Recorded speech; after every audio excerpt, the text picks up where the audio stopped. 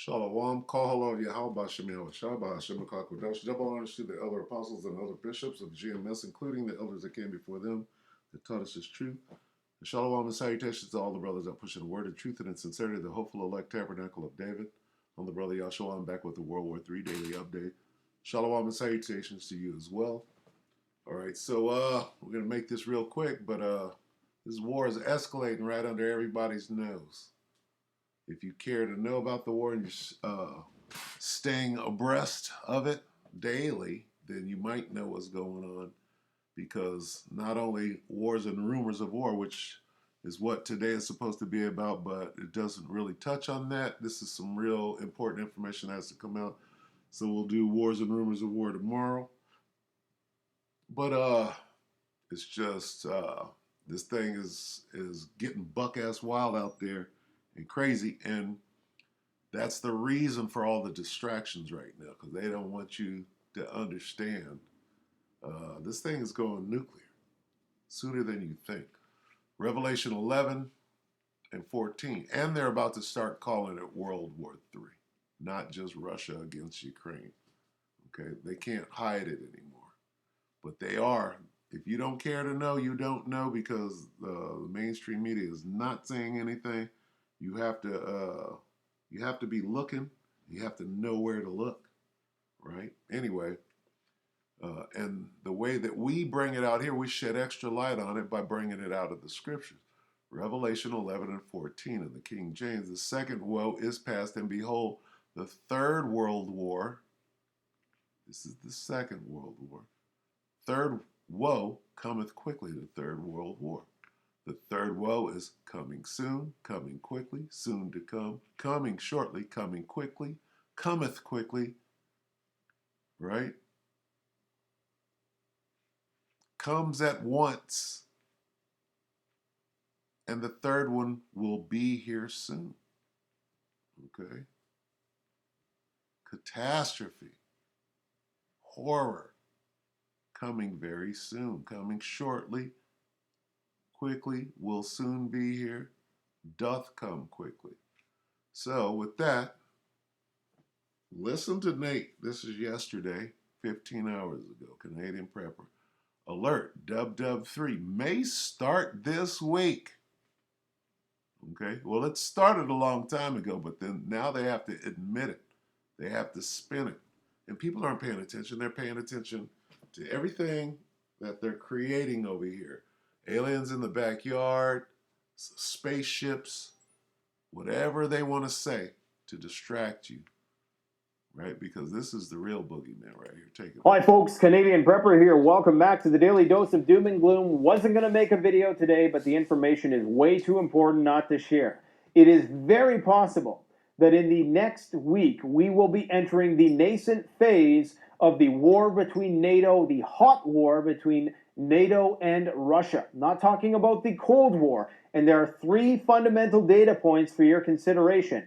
Number one, the counteroffensive is in full swing, primarily in the Zaporozhye, in the southern direction, as well as in the Donbass. We'll talk about that in a little bit more detail in just a minute. Number two is that the Ukrainians, Polish mercenaries, and Russian partisans are actually trying to invade Russia. Yes, you heard correct. They are invading Russia from the front, the frontier. From Ukraine, they are staging invasions into the motherland. And that is absolutely huge. They're invading Russia, and it's not all over the news everywhere. No. And what's going on at the White House right now? They're raising flags.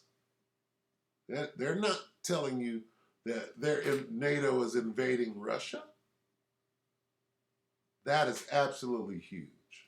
Now, they are sending the Chechen forces, Kadyrov and his Chechens, to Belgorod to deal with this situation, and they're evacuating tens of thousands of people from that border region. That's how bad this is. I need to repeat that for anybody who didn't hear me the first time.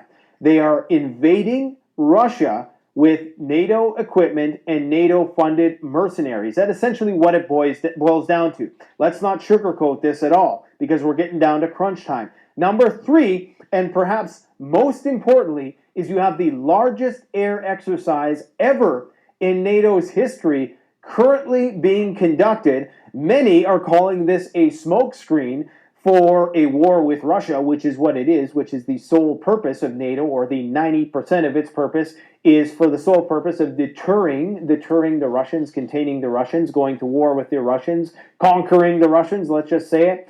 And this is being construed as possibly an exercise to how they're going to enforce a no-fly zone over Ukraine and possibly offer Polish or NATO forces air support in a war with Ukraine. But it's masquerading as an attempt to protect various NATO assets in NATO countries. Now, the worst possible case scenario is that this is in fact complete cover for an offensive on Moscow itself.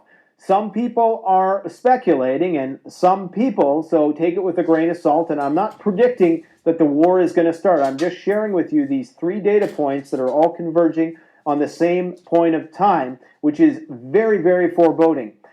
It could very well be that a lot of these sorties that they are running into the Baltic as a part of this massive military exercise, including 10,000 people and hundreds of aircraft, may be misconstrued by the Russians as real world. The Russians overreact, they shoot down one of these airplanes, and then it's on. Or worse, that this is all just a smokescreen for a full-on offensive. Because remember, there are no military exercises, only World War III disguises. At Jiffy Lube, it's our job to make sure you stay on top of what's under your hood. With personalized service reminders and transparent pricing on My Jiffy Lube, we help you take care of this. Salaki, shame on Nate. You got 1 million advertised, he's getting paid. When the war actually starts, it will have to be under the guise of an exercise. And what better exercise to do it under than the biggest one ever conducted? So, we know that when we have these massive military exercises, that we have to presume that this very well may be NATO making their offensive maneuver. Now, we also have the U.S. planning on evacuating 80,000 of its inhabitants off of the island of Taiwan. You heard correct. They are planning, they're making contingency plans, I should say. They're just being prudent. Nothing to worry about. They're not actually going to follow through with it when the war starts. We're going to stay there and support Taiwan to the end, right? Right. The U.S. is drawing up contingency plans in secret to evacuate all their citizens. They don't want another Saigon. They don't want another Sudan. They don't want another Afghanistan on their hands. You know, all those countries that they bailed out of when they could no longer hold it down. Well, they're just doing this, to make sure that those people don't get in the way of defensive maneuvers. It's not because they're worried about those people being bombed into submission and taken captive and engaging in a hot war with the Taiwanese. Because, of course, if you're the Taiwanese, nothing is going to inspire more confidence in knowing that your primary ally, the one goading you into a fight with the Chinese, is so confident in their ability to thwart a Chinese offensive that they are withdrawing all of their people, or drawing up plans to withdraw all of their people. So it's not looking good. We have the situation between the Wagner Group and the Russian Ministry of Defense heating up. What the Russians have done, and I do believe that shit is about to hit the fan, World War III style, for this reason, if not all the other reasons I've outlined, is that the Russians are really starting to consolidate their military now. All of these volunteer groups, be they the Chechens, various partisans, various groups like the Wagner Group, are being forced to sign contracts with the Russian Ministry of Defense that is going to create a highly centralized top-down structure. So no more Wagner doing what it wants. It's now going to be bound by the bureaucratic red tape that the Russian government is. The Wagner Group is going to argue that this is going to make us far more inefficient, and they're probably right, because, the government just gets in the way of things. Wagner can do things that the government simply can't do for legal reasons and otherwise, and it also insulates the Russians from global condemnation. The Wagner is a great spearhead to draw the negative attention and the ire of the world, who needs a scapegoat. So you can classify the Wagner Group as a terrorist organization without going to war with the Russians. But Now, that fire in back of him is the fire in Canada. It's not part of the war effort. It's part of the larger war on the world as they try to take it over and bring in the NWO.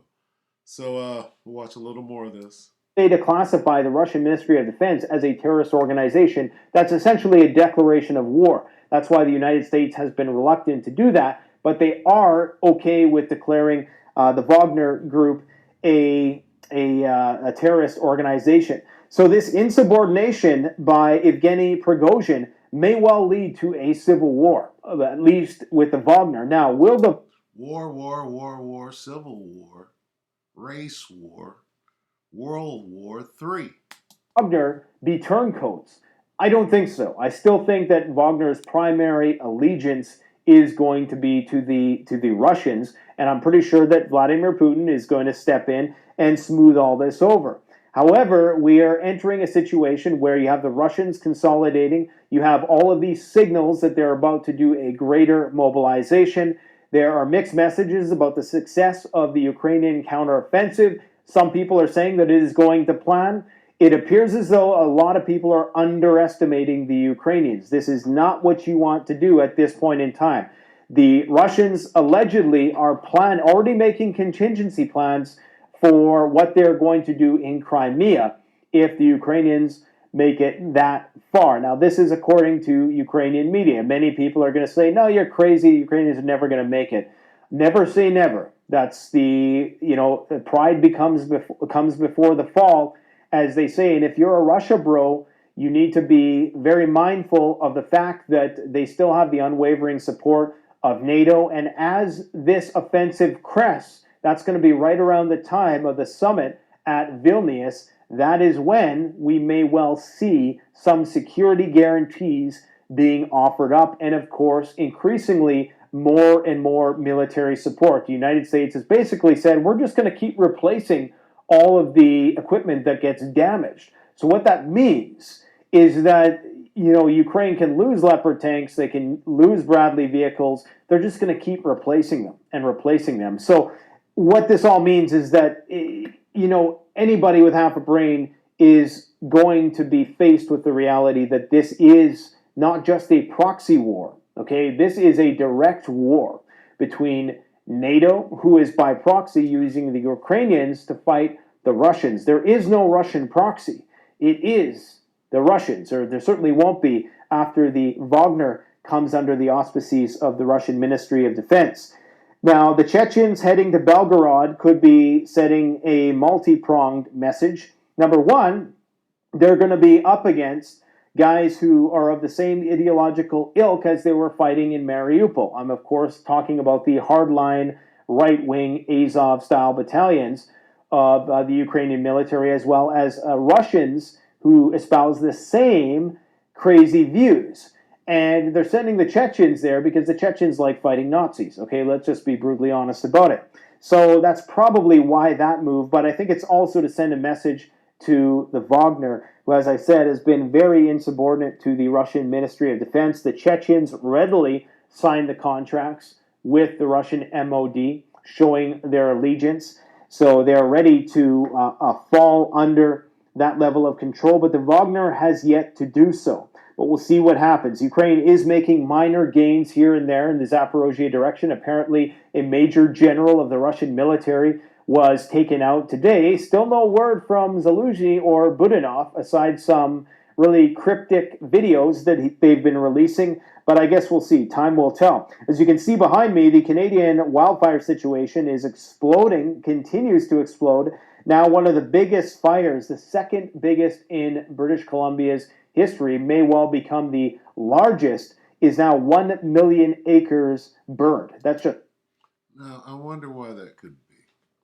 It's pretty surreal to see this. He's talking about World War III, but this, right? Totally unrelated situation. Or is it? Okay. We're just going to close. How are we going to close? All right. What's going on in the world? All right.